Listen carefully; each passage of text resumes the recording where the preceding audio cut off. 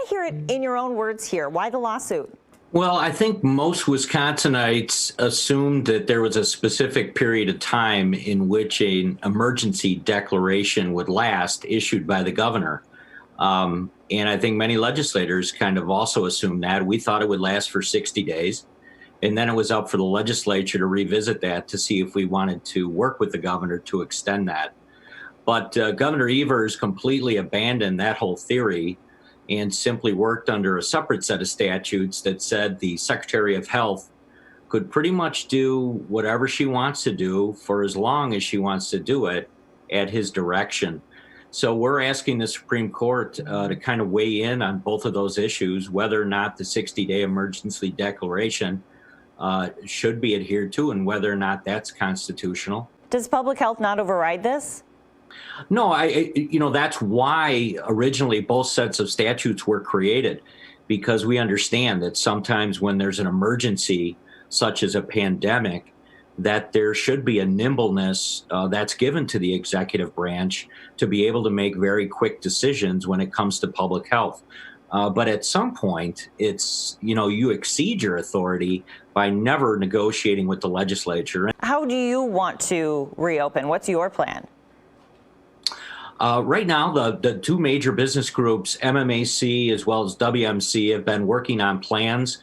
I have a couple of senators that have been part of that process. Nothing in concrete yet, but certainly working on trying to come up with a plan that we think makes sense. But the governor's order reflects the president's. It has the same guidelines pretty much with that 14-day downward trajectory and more testing. So do you disagree with what the president is saying as well? Well, that's not true. I don't believe it's accurate at all. I mean, what Governor Evers did last weekend was pull together some people at the Capitol and said, dream up something that'll be closely related to the president's plan so that we can beat back kind of some of the criticism that emerged right after he extended the order. But he said the 14-day, the president said the 14-day and the more testing. Yeah, and so far, the governor can't even explain what Wisconsin's data is related to the 14 days. Some people believe that we've already met that, and others are saying, what's the formula, Governor Evers? And he's been unable to explain that. So it's caused a lot of confusion. And everything seems to be a fight. I mean, when we talk about the lawsuits trying to limit the governor's powers when he took over, the election, and now this, what do you say to people at home who are frustrated, who say this is just partisan politics during a pandemic?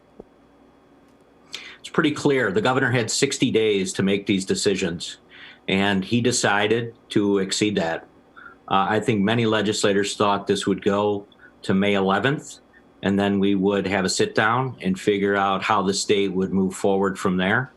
But he said, no, we're going to go beyond that, and I'm going to use my Secretary of Health to exceed those 60 days. He's completely abandoned the emergency declaration, and it's one of the reasons we're in court. So we know that at least 19 people who either voted in person or worked at a polling site on Election Day tested positive for coronavirus, and state health officials are saying you can't for sure blame the election, and I understand that, but I am wondering if you have any pause, any regret with going forward with that. Well, yesterday, Mayor Barrett admitted that there is no trace program in the city of Milwaukee. He admitted it. He said they're trying to establish something. They're trying to develop a strategy on tracing. They think that's very important before the economy could open. So any of these numbers that have been thrown around, whether it's 9 or 19 or, anything that they could dream up, it's not going to be verified. It hasn't been verified. And they don't have a tracing program. So I don't put much stock in what they're saying right now. Listen, we've got another election in 2 weeks in about a third of the state for the 7th Congressional up north. The clerks up there that did a wonderful job, by the way, in managing the April 7th election are in favor of this moving forward. And then we have elections in August, and then we have elections in November. I mean, you can't keep postponing elections. And quite honestly, I think besides the huge mishap that happened in Milwaukee when they went from 180 to 5 voting poll locations is a disaster that certainly could have been avoided. The National Guard was ready to go. It was just mismanaged by Milwaukee, but I think the rest of the state has grown accustomed to that happening on a regular basis. But, until they get a tracing program in place, it's pretty hard for me to believe anything that has been used to link the two right now.